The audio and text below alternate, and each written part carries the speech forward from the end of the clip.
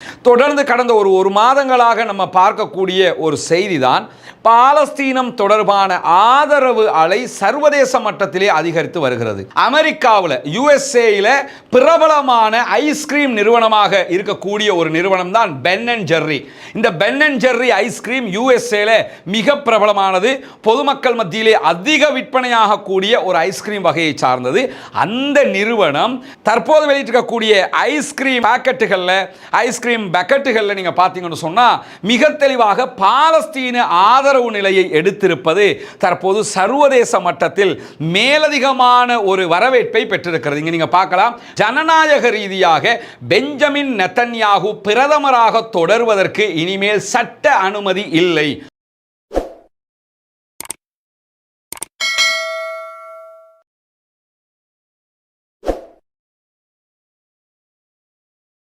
அஸ்ஸலாமு அலைக்கும் வரஹ்மத்துல்லாஹி வபரகாத்துஹு. அன்பிற்கினிய சகோதர சகோதரிகளே, நம் அனைவர் மீதும் ஏக இறைவனுடைய அமைதியும் கருணையும் உண்டாகட்டுமாக என்கிற உயரிய பிரார்த்தனைகளோடு பாலஸ்தீனத்தினுடைய காசா மீதான இஸ்ரேலிய ஆக்கிரமிப்பு இராணுவத்தினுடைய ஆக்கிரமிப்பு தாக்குதல்கள் ஆரம்பிக்கப்பட்டு இன்றோடு சரியாக 601வது நாளாக இருக்கிறது. 601 நாட்களாக நடைபெற்று வரக்கூடிய காசாவினுடைய தகவல்களை தொடர்ந்து நம்ம பார்த்து வருகிற அதே நேரம் இன்றைக்கும் என்னவெல்லாம் நடந்து கொண்டிருக்கிறது என்கிற செய்திகளை தான் பார்க்க இருக்கிறோம். தொடர்ந்து கடந்த ஒரு மாதங்களாக நம்ம பார்க்கக்கூடிய ஒரு செய்தி தான் பாலஸ்தீனம் தொடர்பான ஆதரவு அலை சர்வதேச மட்டத்திலே அதிகரித்து வருகிறது. குறிப்பாக ஐரோப்பிய நாடுகள் பாலஸ்தீனத்திற்கு ஆதரவாக திரும்பிக் கொண்டிருக்கின்றன. அதற்கு சப்போர்ட்டிவாக அரபு நாடுகளுடைய சில முன்னெடுப்புகளும் இருக்கிறது என்பதை மறுப்பதற்கில்லை. அதே நேரத்தில் ஆப்பிரிக்க நாடுகள் கூட பல நாடுகள் பாலஸ்தீன் பக்கம் திரும்பிக் கொண்டிருக்கின்றன. இந்த மாதிரியான ஒரு சூழல்ல சர்வதேச மட்டத்திலே பாலஸ்தீனத்திற்கான ஆதரவு அலை பெருகிக் கொண்டிருக்கக்கூடிய அதே நேரத்தில் இஸ்ரேலுக்கு எதிரான அலையும் மிக தெளிவாக உருவாகி வருகிறது. அதனால தான் நீங்கள் பார்த்தீங்கன்னா பாலஸ்தீனத்தில் மக்கள் பட்டினியால் கொல்லப்படுகிறார்கள் என்கிற செய்தி சர்வதேச அளவில் உச்சம் தொடுகிற நேரத்தில் இஸ்ரேலிய ஆக்கிரமிப்பு இராணுவம் என்ன பண்ணினாங்கன்னு சொன்னால், நாங்கள் அப்படி யாரையும் பட்டினி போட்டு கொல்லலை, அவங்களுக்கு நாங்களே உணவு கொடுக்க போகிறோம் என்று சொல்லி ஒரு காரியத்தில் இறங்கினாங்க. அது இன்றைக்கு சர்வதேச மட்டத்தில் அவர்கள் யார் என்பதை எடுத்து காட்டிவிட்டது. பாலஸ்தீன அப்பாவிகள் உண்ண உணவில்லாமல் வறுமையால் வாடி வதங்கி மரணித்துக் கொண்டிருக்கிறார்கள் என்கிற செய்திகள் சர்வதேச மட்டத்தில் பேசுபொருளாக ஆகிற நேரத்தில் தான் நாங்கள் உணவு கொடுக்க போறோம்னு போய் அந்த இடத்திலும் அப்பாவிகளை கொன்று குவித்தது இஸ்ரேலிய ஆக்கிரமிப்பு இராணுவம். அமெரிக்காவும் இதற்கு ஆதரவு தெரிவித்திருந்த நிலையில தான் அமெரிக்காவையும் எதிர்த்து ஐநாவினுடைய UNRWA ஆக இருக்கலாம், அதே போன்று உலக உணவு திட்டமாக இருக்கலாம், யுனிசெஃப், இப்படி பல ஐநா அமைப்புகளே இஸ்ரேல் தன்னுடைய அநியாயத்தை மறைப்பதற்காகத்தான் குண்டை ஒருபுறம் போட்டுக்கொண்டு மறுபுறமாக உணவு கொடுப்பதற்கு தயாராகிறது என்று சொல்லி ஐநா அமைப்புகளே அதை எதிர்க்க ஆரம்பித்தது. பாலஸ்தீன அப்பாவிகள் எதிர்க்க ஆரம்பித்தார்கள், பாலஸ்தீன அமைப்புகள் எதிர்க்க ஆரம்பித்தார்கள், சர்வதேசத்தினுடைய மனிதாபிமானம் மிக்க அத்தனை அமைப்புகளும் எதிர்க்க ஆரம்பித்தது. அதனால் இஸ்ரேல் காசாவிலே பஞ்சத்தில் மக்களை கொள்கிறது என்பது மிக தெளிவாக சர்வதேசத்திற்கு புலப்பட்டிருக்கிறது. இதில் நம்ம இன்னொன்று என்ன கவனிக்கணும்னு சொன்னால், சர்வதேச உலகம் இதுவரைக்கும் ஹிட்லரை தான் மாபெரும் கொடூரனாக பார்த்து வருகிறது. ஹிட்லர் யூதர்களை கொன்றான் என்கிற ஒரு அனுதாப அலை எப்பொழுதுமே யூதர்கள் மீது இருந்த நிலையில அல்லாஹ்வினுடைய உதவியால் உண்மையில் யூதர்கள் யார் என்பது இப்பொழுது உலகுக்கு புலப்பட்டு வருகிறது. இனிமேல் யூதர்களுக்காக பரிதாபப்படுவதற்கு பச்சாத்தாபப்படுவதற்கு யாரும் இருக்க போவதில்லை. காரணம் என்னன்னா, தாங்க முடியாத அநியாயத்தை தங்கள் மீது ஹிட்லர் செய்தான் என்று சொல்லக்கூடிய இஸ்ரேல் என்று சொல்லக்கூடிய யூதர்கள் தற்போது அதை மிஞ்சிய அநியாயத்தை காசாவில் செய்கிறார்கள். எனவே இவர்கள் பரிதாபத்துக்குரியவர்கள், உலகத்திற்கு ஆபத்தானவர்கள் என்கிற செய்தி மிக தெளிவாகவும் மிக துல்லியமாகவும் அப்பாவி பொதுமக்கள் முதல் அனைத்து மக்கள் வரைக்கும் போய்விட்டது. இதுவும் அல்லாஹ்வினுடைய ஒரு அற்புதம், அருள் என்றுதான் நாம் புரிய வேண்டும். இந்த நிலையில தான் இன்றைக்கும் சர்வதேச மட்டத்திலே இஸ்ரேலுக்கு எதிரான எதிர்ப்பு அலைகள், பாலஸ்தீனத்திற்கு ஆதரவான அலைகள் உச்சமாக உருவாக உருவாகி வருவதை நம்ம பார்க்க முடியும். அந்த அடிப்படையில் நம்ம பார்த்தோம்னு சொன்னா அமெரிக்காவில் யுஎஸ்ஏல பிரபலமான ஐஸ்கிரீம் நிறுவனமாக இருக்கக்கூடிய ஒரு நிறுவனம் தான் பென் அண்ட் ஜெர்ரி. இந்த பென் அண்ட் ஜெர்ரி ஐஸ்கிரீம் யுஎஸ்ஏல மிக பிரபலமானது, பொதுமக்கள் மத்தியிலே அதிக விற்பனையாக கூடிய ஒரு ஐஸ்கிரீம் வகையை சார்ந்தது. அந்த நிறுவனம் தற்போது வெளியிட்டிருக்கக்கூடிய ஐஸ்கிரீம் பாக்கெட்டுகளில், ஐஸ்கிரீம் பக்கெட்டுகளில் நீங்க பார்த்தீங்கன்னு சொன்னா மிக தெளிவாக பாலஸ்தீன ஆதரவு நிலையை எடுத்திருப்பது தற்போது சர்வதேச மட்டத்தில் மேலதிகமான ஒரு வரவேற்பை பெற்றிருக்கிறது. இங்க நீங்க பார்க்கலாம், பென் அண்ட் ஜெர்ரி கம்பெனியினுடைய ஐஸ்கிரீம் தான் இந்த காட்டப்படுகிறது. அதனுடைய அந்த பக்கெட்ல இருக்கக்கூடிய கவர் நீங்க பார்த்தீங்கன்னா இங்க ரெண்டு குழந்தைகள் இருக்கிறாங்க, இங்க ஒரு மீன் இருக்கிறது. இதற்கு நடுவில் நீங்க பாருங்க, இந்த குழந்தைகள் அணிந்திருக்கக்கூடிய ஆடை பாலஸ்டைன் கூஃபியாவாக இருக்கிறது. பாலஸ்டைன் மக்கள் போடுவாங்க இல்லையா கூஃபியா, அந்த கூஃபியாவை தான் அதில் இருக்கக்கூடிய குழந்தைகள் அணிந்திருக்கக்கூடிய காட்சிகள் இருக்கிறது. கீழே பாருங்க, ஃப்ரீ பாலஸ்டைன் என்கிற வாசகமும் இதிலே இருப்பதை நீங்கள் கவனிக்க முடியும். பாலஸ்தீனத்திற்கு ஆதரவாக மிக தெளிவாக அமெரிக்காவின் மிக மிக பிரபலமான மிகப்பெரிய ஐஸ்கிரீம் கம்பெனியாக இருக்கக்கூடிய பென் அண்ட் ஜெர்ரி களத்தில் இறங்கி இருக்கிறது. அதே நேரத்தில் நீங்க இங்க பார்க்கலாம், பென் அண்ட் ஜெர்ரியினுடைய இன்னும் ஒரு ஐஸ்கிரீம் தயாரிப்பு தான். அந்த தயாரிப்பில் என்ன இருக்குதுங்கிறத பாருங்க. இங்க தெளிவாக பாலஸ்டைன் கொடி காண்பிக்கப்படுவதை நீங்க பார்க்கலாம். பாலஸ்தீனத்தினுடைய கொடி இங்கே இருக்கிறது. அதே மாதிரி இங்க பாருங்க, ஃப்ரம் த ரிவர் என்கிற வாசகம் இருக்கிறது. பாலஸ்தீனத்தினுடைய மணிமகுடமான ஒரு வாசகம் அது. அதை தாண்டி இங்க பாருங்க, பிரஸ் என்று சொல்லி, அதாவது பத்திரிகையாளர்கள் கொல்லப்படுவதை காட்டுகிற காட்சிகள் இங்கே இருக்கிறது. இங்க பிரஸ், இங்கேயும் பிரஸ் சொல்லி அங்க இருக்கக்கூடிய அல் ஜசீரா மற்ற பத்திரிகையாளர்கள் எல்லாம் கொல்லப்படுறாங்களா இல்லையா, அதை காட்டக்கூடிய இங்க ஒரு பிரஸ் பத்திரிகையாளர் கேமரா வச்சுக்கிட்டு இருக்கிறாரு. இன்னொரு பத்திரிகையாளர் பாலஸ்தீனத்திற்கு ஆதரவான வாட்டர் மேலன்ல ஒரு பகுதியை வைத்து கொண்டிருக்கிறாரு. இங்க நீங்க பாருங்க, இதுவும் பிரஸ் சேர்ந்த பத்திரிகையாளர்கள், பெண் பத்திரிகையாளர்கள். அதுலயும் இங்க இருக்கக்கூடிய ஒரு பெண் பத்திரிகையாளர் அவங்களோட கையில கேமராவை வச்சுக்கிட்டு இருக்கிறாங்க.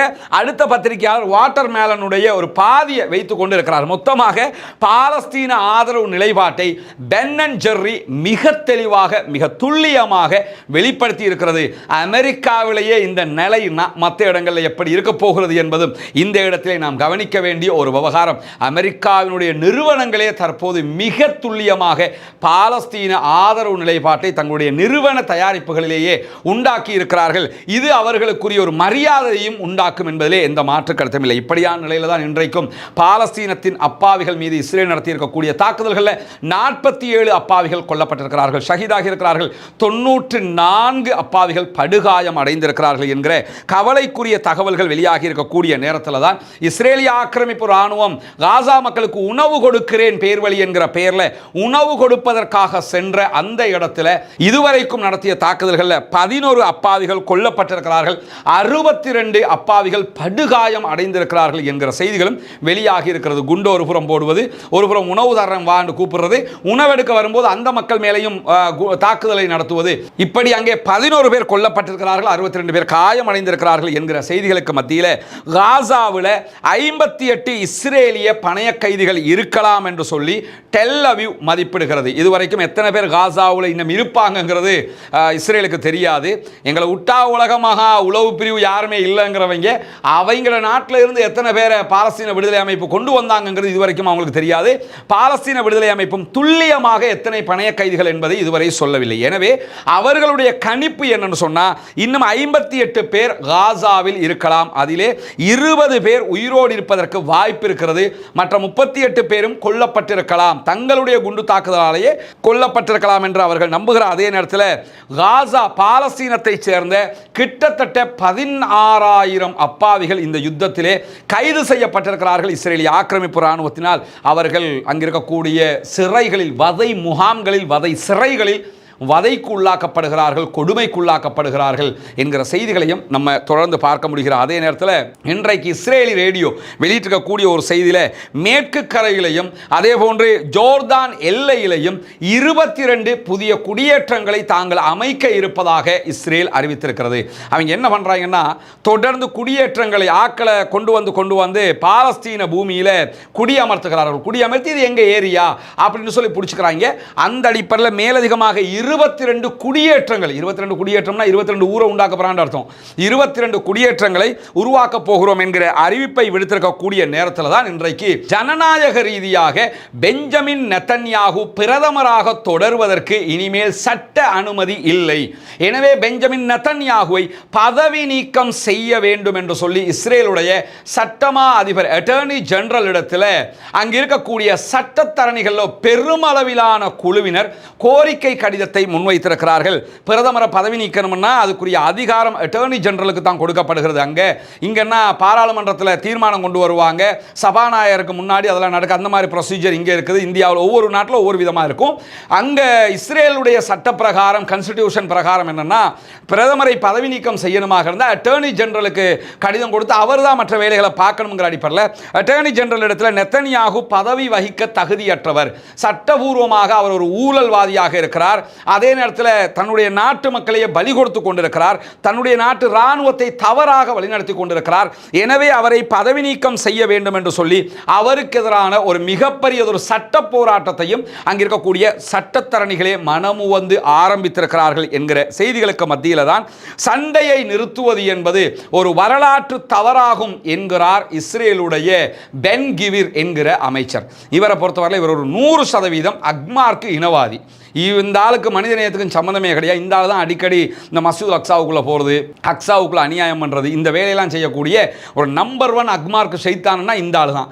இந்த ஆளும் ஸ்மாரிச் என்று சொல்லி ஒருத்தன் இருக்கார். அந்த 2 பேர், இந்த 2 பேரும் சேர்ந்து வெளியிட்டிருக்கக்கூடிய ஒரு அறிக்கையில் என்ன பண்ணுறாங்கன்னு சொன்னால், அமெரிக்காவில் யார் சொன்னாலும் எந்த விதமான சீஸ்ஃபயர் ஒப்பந்தத்துக்கும் இஸ்ரேல் போகக்கூடாது, அப்படி போனாங்கன்னா நாங்கள் மீண்டும் பதவி விலகுவோம். ஏற்கனவே இங்கே 2 பதவி விலகினாங்க, ஏற்கனவே நடந்த சமாதான பேச்சுவார்த்தை நேரத்தில் அது மாதிரி நாங்கள் பதவி விலகுவோம், நாங்கள் அமைச்சராக இருக்க மாட்டோம், நீங்கள் சமாதானத்துக்கு போகக்கூடாது, காசாவில் யுத்தம் தான் பண்ணணும், அப்பாவிகளை கொண்டு குவிக்கத்தான் வேணும்னு சொல்லி மீண்டும் மீண்டும் இவர்கள் வலியுறுத்தி கொண்டிருக்கக்கூடிய நேரத்தில் தான் இஸ்ரேலுடனான பிரித்தானியாவின் அனைத்து முடிவுகளையும் அனைத்து ஒப்பந்தங்களையும் நிறுத்த வேண்டும் என்று சொல்லி பிரித்தானிய பிரதமரிடத்தில் இன்றைக்கு பிரித்தானியாவைச் சேர்ந்த 300க்கும் மேற்பட்ட கல்வியலாளர்கள் கடிதம் மூலமாக கோரிக்கை விடுத்திருக்கிறார்கள். இவங்க ஒரு கம்யூனிஸ்ட் கவர்மெண்ட், இது அந்த கவர்மெண்ட் அந்த பின்னணியில் இருக்கிறதுனால தான் இப்போ நடக்கக்கூடிய இந்த அநியாயங்களுக்கு எதிராக இவங்களும் வாய் திறக்க ஆரம்பிச்சிருக்கிறாங்க. இந்த நேரத்தில் தான் உடனடியாக இஸ்ரேலுடனான அனைத்து ஆயுத ஒப்பந்தங்களும் ரத்து செய்யப்பட வேண்டும், பாலஸ்தீனத்துக்குள்ளாக உணவுகள் அனுமதிக்கப்பட வேண்டும், பாலஸ்தீன அரசை நிறுவுவதற்கு புதிய பாலஸ்டைன் கவர்மெண்ட் ஒன்றை உருவாக்கணும்னா இஸ்ரேல் இந்த குடியேற்றங்களை உருவாக்குறாங்க, புதிய புதிய ஆக்களை கொண்டு வந்து பாலஸ்தீன நிலங்களை பிடிச்சி இங்கே வாழு, உனக்கு வீடு தர்றேன் என்று சொல்லி ஊர்களை உருவாக்கி கொண்டிருக்கிறார்கள். இதுவெல்லாம் நிறுத்தப்பட வேண்டும். மேற்கு கரையில் உருவாக்கப்பட இருக்கிற 22 குடியேற்றங்களையும் நாங்கள் அங்கீகரிக்க மாட்டோம், அதை இஸ்ரேல் செய்யக்கூடாது என்று சொல்லி இன்றைக்கு பிரித்தானியாவும் மிக கடுமையான ஒரு அறிவித்தலை விடுத்திருக்கக்கூடிய நேரத்தில் தான் இஸ்ரேலுடனான அனைத்து ஒப்பந்தங்களையும் நிறுத்த வேண்டும் ஐரோப்பிய யூனியன் என்கிற கோரிக்கை இன்றைக்கு ஸ்பெயின் பகிரங்கமாக விடுத்திருக்கிறது. நமக்கு தெரியும், ஸ்பெயின் காசாவுக்கு ஆதரவாக பலகட்ட முயற்சிகளை செய்து வருகிறது. அந்த அடிப்படையில் தான் யூரோப் யூனியன் இடத்துல இன்றைக்கு கடிதம் மூலமாக நேரடியாகவே இன் ரிட்டன் அவங்க இந்த கோரிக்கையை முன் வச்சிருக்கிறாங்க. யூரோப் யூனியன் இஸ்ரேலுக்கு எதிரான அனைத்து ஒப்பந்தங்களையும் ரத்து செய்ய வேண்டும், ரத்து செய்து அவர்களுக்கு பாடம் புகட்ட வேண்டும் என்பது மட்டுமல்லாமல் சர்வதேச மனிதாபிமானத்தை மீறி காசாவிலே 50,000க்கு மேற்பட்டவர்கள் கொல்லப்பட்டிருக்கிறார்கள். இதற்கு காரணம் இஸ்ரேல் தான். எனவே இந்த யுத்தத்தை நிறுத்துவதற்கு நாம் முனைய வேண்டும் என்று சொல்லியும் இன்றைக்கு ஐரோப்பிய யூனியனுக்கு அவங்க அனுப்பியிருக்கக்கூடிய கடிதத்தில் சொல்லியிருக்கக்கூடிய நிலையில தான் உக்ரைனுக்கு ஒரு நிலைப்பாடும் காசாவுக்கு ஒரு நிலைப்பாட்டையும் நீங்கள் எடுக்கக்கூடாது என்றும் ஸ்பெயின் வலியுறுத்துகிறது. அன்பிற்கினிய சகோதர சகோதரிகளே, நம் அனைவர் மீதும் ஏக இறைவனுடைய அமைதியும் கருணையும் உண்டாகட்டுமாக என்கிற பிரார்த்தனைகளோடு, நமக்கு தெரியும், தொடர்ந்து நம்முடைய வீடியோ பார்த்து வரக்கூடிய சகோதரர்களுக்கு கடந்த ரமலானில் நம்ம அறிவித்ததற்கு இணங்க உங்களுடைய ஜகாத்து மற்றும் சதகா நிதிகளை கொண்டு இலங்கையினுடைய கிழக்கு மாகாணம் பொத்துவில் பகுதிகளில் இருக்கக்கூடிய இஸ்லாத்தை ஏற்றுக்கொண்ட சகோதரர்களுக்கான ஒரு 14 வீடுகளை அமைக்கிற திட்டத்தை நம்ம செஞ்சு வர்றோம். அதில் முதல் கட்டமாக 5 வீடுகளை அமைக்கக்கூடிய பாக்கியத்தை இறைவன் நமக்கு தந்திருக்கிறான். அல்ஹம்துலில்லாஹ். 5 வீடுகளும் ஆல்மோஸ்ட் தற்போது கம்ப்ளீட் ஆகி இருக்குது. இன்னொரு 1 வீக்கில் பெரும்பாலும் பெயிண்ட் அடிக்கிற வேலைகளை முடிச்சிருவாங்க, கரண்ட் வயரிங் எல்லாம் முடிச்சுட்டாங்க. அதுக்கடுத்ததாக உள்ள வேலைகளையும் ஃபினிஷ் பண்ணிடுவாங்கங்கிறது நமக்கு தெரியுது. இங்கே நீங்கள் பார்க்கலாம், வயரிங் வேலையெல்லாம் அழகாக கம்ப்ளீட் பண்ணிட்டாங்க. லைன் கொடுக்கணும், கரண்ட் இதில் இல்லை, லைன் கொடுக்கணும். லைனை கொடுத்துட்டாங்கன்னா அதுவும் சரியாயிரும். அதே மாதிரி இந்த பூசுகிற வேலையெல்லாம் சிறப்பாகவே பண்ணியிருக்கிறாங்க. அல்ஹம்துலில்லாஹ் நல்ல தெளிவாக பண்ணியிருக்கிறாங்க. பெயிண்ட் அடிக்கிற வேலை ஓரிரு நாட்களில் ஆரம்பிச்சிருவாங்க. இங்கே எல்லா வேலையும் மேக்ஸிமம் உள்ள வேலைகளை கம்ப்ளீட் பண்ணியிருக்கிறத பார்க்கலாம். கிச்சன் வேலைகளை நீங்கள் அங்கே பார்க்கலாம். கிச்சன் பைப் தண்ணி லைன் எல்லாம் அங்கே செட் பண்ணியிருக்கிறாங்க. இன்னும் லைனை ஆன் பண்ணலை, மற்றபடி லைன் எல்லாம் செட் பண்ணி இருக்கிறாங்கிறத நம்ம பார்க்க முடியுது. இது கிச்சனுக்குரிய ஐட்டங்கள். அதே மாதிரி பாத்ரூம் ரொம்ப சிறப்பாக பண்ணியிருக்கிறாங்க. ரொம்ப கொஞ்சம் பெருசாகவும் இருக்குது. வெளிச்சம் இல்லாததுனால உங்களுக்கு எப்படி இருக்குதுன்னு எனக்கு தெரியல. குளிக்கிறதுக்குரிய செட்டப்பு, அதே மாதிரி பைப்பு செட்டப்பு எல்லாம் அந்த 2-in-1 அழகாக பண்ணியிருக்கிற காட்சிகளை நீங்கள் பார்க்கலும். இந்த ரூம் எல்லாம் நல்லா சிறப்பாகவே பண்ணியிருக்கிறாங்க. சில சகோதரர்கள் சுட்டி காட்டினீங்க, அந்த பலகைக்கு தேவையான பூச்சி பூசிப்பட்டில்லை அப்படின்னு சொன்னீங்க. அது பூச்சி பூசியிருக்கிறாங்க.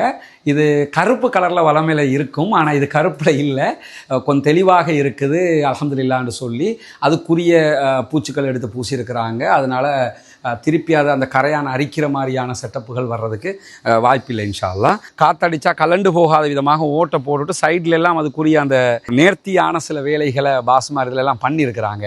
ஃபுல்லாக பண்ணிவிட்டு அதை இறுக்கமாக வைக்கிற விதமாக செஞ்சுருக்கிறாங்க. இதில் சில ஓடுகள் போட்டு அந்த மேலே ஏறி நின்று தான் அதை செய்வாங்க.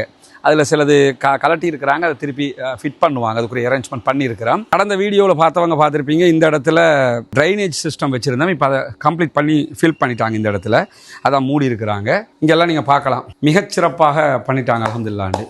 ரொம்ப தெளிவாக எல்லாமே சூப்பராக பண்ணியிருக்கிற காட்சிகளை தான் நம்ம இதில் பார்க்குறோம். அல்லாஹ்வுக்கு எல்லா புகழும். இதற்காக நிறைய உதவிகளை செய்திருக்கக்கூடிய சகோதரர்கள், எல்லா சகோதரர்களும், இன்னும் சொல்லப்போனால் நம்ம டெய்லி நாங்கள் பார்க்குறோம். நேற்று கூட ஒரு சகோதரர் 170 ரூபா இதற்காக தந்திருக்கிறார். உண்மையிலே ரொம்ப ரொம்ப மகிழ்ச்சியாக இருக்குது.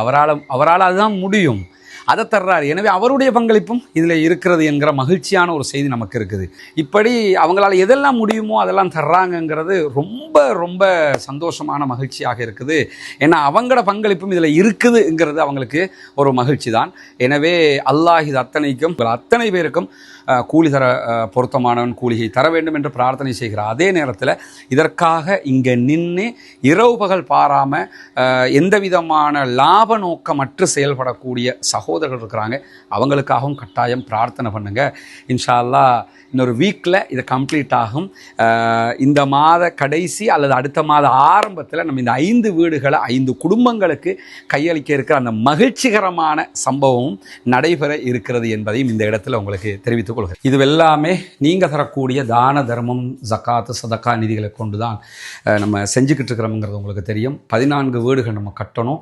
அதில் 5 வீடுகள் அல்லாஹ்வுடைய உதவியால் பெரும் பாடுபட்டு அல்ஹம்துலில்லாஹ்னு நம்ம அத்தனை பேரும் ஒன்றிணைந்து இதை நம்ம செஞ்சுருக்கிறோம். இன்ஷா அல்லாஹ் விரைவில் இது தொடர்பான வரவு செலவு எவ்வளவு நமக்கு கிடைத்திருக்கிறது, எவ்வளவு செலவழிச்சிருக்கிறோம், இன்னும் எவ்வளோ தேவைப்படுகிறது என்கிற விவகாரங்களையும் உங்களோடு நம்ம பகிர்ந்து கொள்ள இருக்கிறோம். ஏன்னா இது எல்லாமே ஓப்பன் தான், டயரி எல்லாம் கிடையாது. இது சிலபஸ் புக்கு மாதிரி புரட்டி பார்க்க முடியும். ஏன்னா நான் இதை செய்யவும் இல்லை, நீங்கள் இதை செய்யவும் இல்லை, நம்ம செஞ்சுக்கிட்டு இருக்கிறோம்ங்கிறதுனால நாம் செய்கிற பணியை நாம் தெளிவாக தெரிந்து கொள்ள வேண்டும். நாம் நம்பிக்கைக்குரியவர்களாக இருக்க வேண்டும். நீங்கள் தருகிற ஒவ்வொரு ரூபாயும் இந்த மக்களுக்காக செலவு செய்யப்படுகிறது என்பதற்கான அந்த நம்பிக்கை உங்களுக்கு கிடைக்கிற போது தான் மேலதிகமாக நம்ம நிறைய சேவைகளை இந்த மக்களுக்கு பண்ண முடியும். எனவே இந்த மக்களுக்கான இந்த பணி தொடர வேண்டும். நிறைய தேவையுடைய மக்கள் இருக்கிறாங்க. நம்ம வரும்போது டெய்லி மருத்துவ உதவி கேட்குற மக்களுக்கு பார்க்குறோம். மற்ற உதவிகளை நிறைய சகோதரிகள் கேட்குறாங்க. எங்களால் முடிஞ்சதை தாம்மா நாங்களும் பண்ண முடியும். நிறைய நீங்கள் எங்கள்கிட்ட கோரிக்கை வச்சாலும் எங்களால் முடிஞ்ச வரைக்கும் நாங்கள் பண்ண பார்க்குறோம். அதே மாதிரி நிறைய படிக்கிற பிள்ளைகள் எஜுகேஷன் ஹெல்ப் கேட்குறாங்க. முடிஞ்ச வரைக்கும் நாங்கள் அதுக்கு முன்னுரிமை கொடுத்துக்கிட்டு இருக்கிறோம். ஏன்னா நம்ம சமூகம் கல்வியில் எவ்வளோ பின்தங்கி இருக்குங்கிறது நமக்கு தெரியும். எனவே அல்லாஹினுடைய அருளால் இந்த பணி வெற்றிகரமாக முடிய வேண்டும். மேலதிகமாக நம்ம நிறைய பணிகளை செய்யணும். எனவே இந்த பணிகளுக்காக நிறைய உதவிகளை செய்யுங்க. உங்களுடைய ஜக்காத்து தான தர்மங்களை தந்து உதவுங்க. முன்னால் தெரிகிற நம்முடைய வங்கி கணக்கிலக்கத்திற்கு நீங்கள் நேரடியாகவே உங்களுடைய உதவிகளை வழங்க முடியும். இந்த வங்கி கணக்கிலக்கத்திற்கு உதவிகளை வழங்க முடியாது என்று இப்போ வெளிநாட்டில் இருக்கக்கூடிய சகோதரர் முன்னால் தெரிகிற வாட்ஸ்அப் மற்றும் தொலைபேசி இலக்கத்திற்கு என்னை நீங்கள் நேரடியாக தொடர்பு கொள்ள முடியும். அது என்னுடைய தொலைபேசி இலக்கம் தான். எனவே தொடர்பு கொண்டு அதுக்குரிய விவகாரங்களை கேட்டிங்கன்னா அதனுடைய தெளிவுகளை நம்ம தர தயாராக இருக்கிறோம். நாம் அனைவரும் ஒன்றிணைவோம். ஒன்றிணைந்து இந்த ஏழை எளிய மக்களுக்கான இந்த செயல்பாட்டில் முன்கொண்டு செல்வோம். அதன் மூலமாக நாளை மறுமையில் நீங்களும் நானும் உயர்தரமான ஜன்னத்துல் ஃபிர்தௌஸை அடைய வேண்டும் என்பதுதான் நம்முடைய நோக்கமாக இருக்கு. ஏன்னா இந்த பிரச்சனையில ஸ்பெயினுடைய இந்த சிந்தனை தாக்கம் ரொம்ப முக்கியமானதுங்க. ஏன்னா உக்ரைனை பொறுத்தவரையில உக்ரைனுக்கு ரஷ்யா தாக்குதல் நடத்துறாங்க. ரஷ்யாவுக்கு எதிராக உக்ரைனுக்கு ஆதரவாக அனைத்து ஐரோப்பிய நாடுகளும் உதவி செய்து கொண்டு இருக்கிறது. ஆனால் இதே வேலையைத்தான் இஸ்ரேல் காசாவில் பண்ணுது. அங்க மட்டும் நம்ம காசாவுக்கு உதவாம இருக்கிறோமே, இஸ்ரேல் பக்கமாக அமைதியாக இருக்கிறோமே, இது மாபெரும் தவறு இல்லையா? எனவே இந்த தவறுக்கு தொடர்ந்து நாம உடந்தையாக இருக்க முடியாது. எல்லா ஒப்பந்தத்தையும் ரத்து பண்ணுங்க என்கிற கோரிக்கையை அவங்க இன்னைக்கு பகிரங்கமாக விடுத்திருக்கக்கூடிய செய்திகளும் வெளியாகி இருக்கக்கூடிய நேரத்தில் தான் இன்றைக்கும் ஜபாலியா பகுதிகளில் இஸ்ரேலிய ஆக்கிரமிப்பு இராணுவத்தினுடைய 4 மெர்காவா டேங்குகளை தட்டி தூக்கி இருக்கிறது பாலஸ்தீன விடுதலை அமைப்பினுடைய துணை இராணுவ குழு என்கிற செய்திகள் வெளியாகி இருக்கிறது. 4 மெர்காவா டேங்குங்கிறது அசால்ட்டா ஒரு 20 பேர் கபருக்கு போய் சேர்ந்திருப்பாங்கிறத நம்ம புரிய முடிகிறது. 4 மெர்காவா டேங்குகளை தட்டி தூக்குறாங்கன்னு சொன்னா அப்ப இன்னும் எவ்வளவு பலமாக அவர்கள் இருக்கிறார்கள் என்பதையும் நம்ம புரிந்து கொள்ள வேண்டிய நிலையில நம்ம இருக்கிறோம். குறிப்பாக யாசின் 105 என்கிற அந்த ஆயுதத்தினூடாகத்தான் இந்த மெர்காவா டேங்குகள் அளிக்கப்பட்டிருக்கு. நம்ம பலமுறை சொல்றோம், மெர்காவாங்கிறது பலம் பொருந்திய அவர்களுடைய டேங்க், உலகத்தில் நம்பர் 1 டேங்குகள்ல ஒன்று. அந்த டேங்கை வெறும் $530 பெறுமதியான யாசின் 105 என்கிற ஏவுகணை மூலமாகத்தான் அவர்கள் அளித்திருக்கிறார்கள். இந்த யாசின் அகமது யாசின் என்கிற பாலஸ்தீன விடுதலை அமைப்பினுடைய உருவாக்குனர் அவருடைய பேரில் உருவாக்கப்பட்ட ஒன்று. அதனால தான் இந்த அட்டாக் பண்ணி இருக்கிறாங்கிற செய்திகள் வெளியாக இருக்கக்கூடிய நேரத்தில் தான் கான் யூனுஸ் பகுதிகளில் ஒரு சிக்கலான ஆள் நடமாட்டம் இல்லாத ஒரு பகுதிகளில் இருந்த பங்கர் வழியாக வெளியிலே வந்து தாக்குதல் நடத்திய காட்சிகளை இன்றைக்கு பாலஸ்தீன விடுதலை அமைப்பு வெளியிட்டிருக்கிறது. பாலஸ்தீன விடுதலை அமைப்பு கான் யூனுஸுக்கு கிழக்கு பகுதியில் இருக்கக்கூடிய அல் கராரா என்கிற நகரத்தில் இருக்கக்கூடிய அல் அக்ஸா பள்ளி வாயல் அமைந்திருக்கக்கூடிய, அல் அக்ஸானா மஸ்ஜிதுல் அக்ஸா கிடையாது, இந்த கராரா பகுதியில் இருக்கக்கூடிய அல் அக்ஸா என்ற ஒரு மஸ்ஜிது, அந்த பள்ளி வாயல் பகுதிகளில் தான் இந்த தாக்குதலை அவர்கள் நடத்தி இருக்கிறார்கள். இஸ்ரேலிய ஆக்கிரமிப்பு இராணுவத்தினுடைய படையினர் மீதும் தாக்குதல் நடத்தப்பட்டிருக்கு. அவர்களுடைய வாகனங்களை வெஹிக்கிள்ஸையும் இலக்கு வைத்து அவர்கள் தாக்குதல் நடத்தக்கூடிய காட்சிகளையும் வெளியிட்டு இருக்கிறார்கள். எனவே தொடர்ந்து பாலஸ்தீன விடுதலை அமைப்பு இஸ்ரேலிய ஆக்கிரமிப்பு இராணுவத்தின் மீதான தாக்குதல்களை நடத்தி வருகிறது. அது அவர்களுடைய வெற்றியை நோக்கிய பயணமாக எப்பொழுதும் பார்க்கப்படுவதையும் நாம் உணர முடிகிற அதே நேரத்தில் தான் இன்றைக்கு ஒரு முக்கியமான சம்பவம் ஐநா பொதுச்சபையிலே நடைபெற்றிருக்கிறது. அந்த சம்பவத்தினுடைய வீடியோக்களை நம்முடைய டெலிகிராம் மற்றும் வாட்ஸ்அப் சேனலில் நம்ம பதிவிடுவோம். அப்போ நீங்கள் பார்க்க முடியும். இங்கே 2 பேர் குறிப்பாக ஐநா அமர்வில் கலந்து கொண்டிருக்கக்கூடிய இவர் ஐநாவுக்கான பாலஸ்தீன தூதுவர் ரியாத் மன்சூர் அவர்கள், அதே மாதிரி அடுத்த பகுதியில் இருக்கக்கூடியவர் ஐநாவுக்கான அல்ஜீரியாவினுடைய தூதுவராக இருக்கிறார்.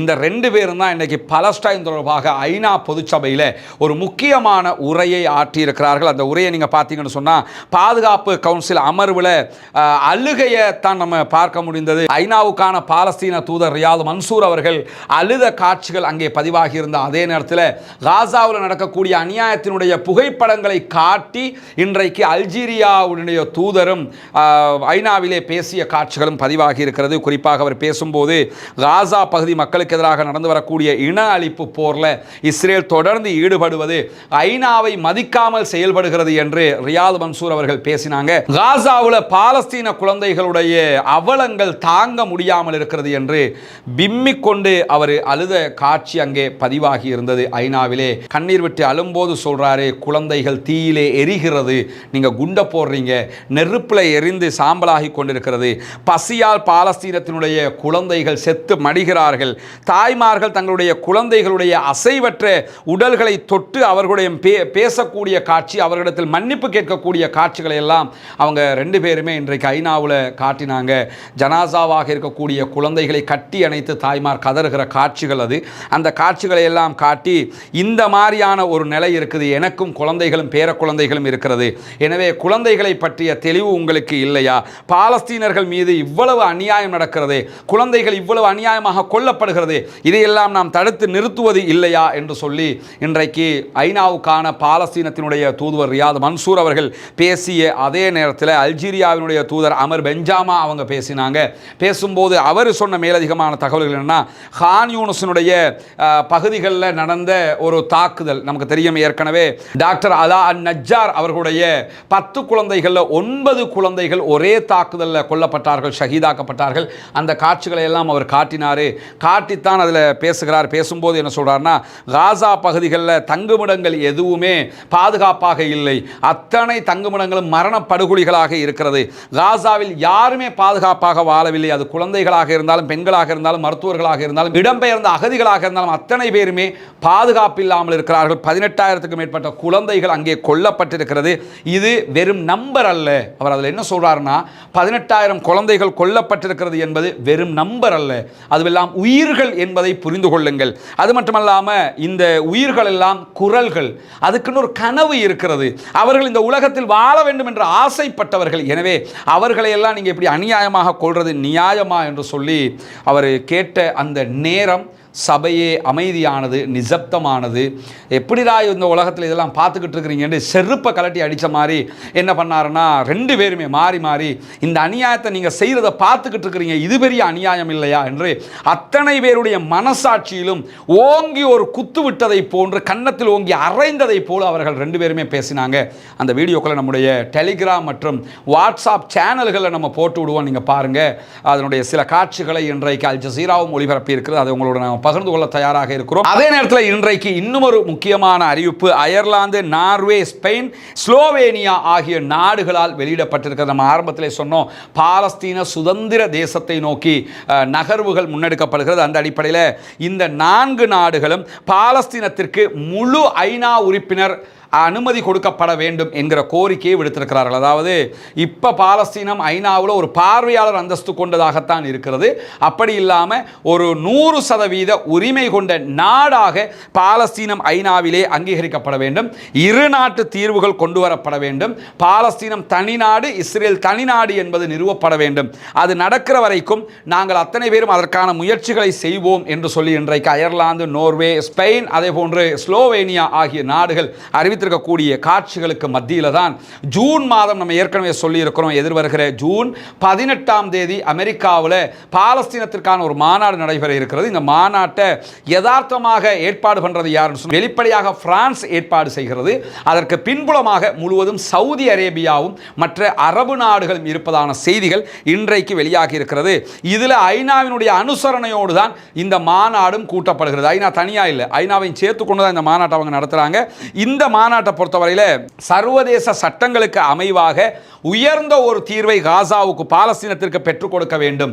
இந்த மாநாட்டினுடைய இறுதியில் 2 நாட்டு தீர்வு வலியுறுத்தப்பட இருக்கிறது என்கிற செய்திகள் வெளியாகி இருக்கிறது. பாலஸ்தீன் தனி நாடாக வேண்டும் என்பதை வலியுறுத்த இருக்கிறோம். பாலஸ்தீனம் ஒரு நாடு, இஸ்ரேல் என்பது ஒரு நாடு. பாலஸ்தீனத்தை தனி நாடாக நாங்கள் அத்தனை பேரும் அங்கீகரிப்போம். அதே நேரத்தில் பாலஸ்தீனத்தை தனி நாடாக அத்தனை பேரும் அங்கீகரித்தால் இஸ்ரேலை தனி நாடாக நாங்கள் அங்கீகரிப்போம் என்று சவுதி அரேபியா உள்ளிட்ட அரபு நாடுகள் அதிலே கோரிக்கை வைத்து பகிரங்கமாக அறிவிப்பு விடுக்க இருப்பதான செய்திகள் வெளியாகி இருக்கிறது. அது ஒரு நியாயமான போங்காக அவங்க காட்டுறதுக்கான வேலைகளை செஞ்சுக்கிட்டு இருக்கிறாங்க. என்னன்னா, இஸ்ரேல் ஆல்ரெடி ஒரு நாடாக உருவாகி ஒரு தனித்த நாடாக இவ்வளவு அநியாயத்தை பண்ணிக்கிட்டு இருக்கிறானா இல்லையா? இப்போ நீ நாடு இல்லைன்னு சொன்னாலும் அப்படி ஆக போதான்னு அப்படி ஆகாது. அதனால தான் என்ன பண்றாங்கன்னா, இஸ்ரேல் ஒரு தனி நாடாக இருக்கும், இஸ்ரேல் ஒரு தனி நாடாக இருக்கிறது. ஆனால் அரபு நாடுகள் யாருமே இஸ்ரேலை நாடாக அங்கீகரிக்கல.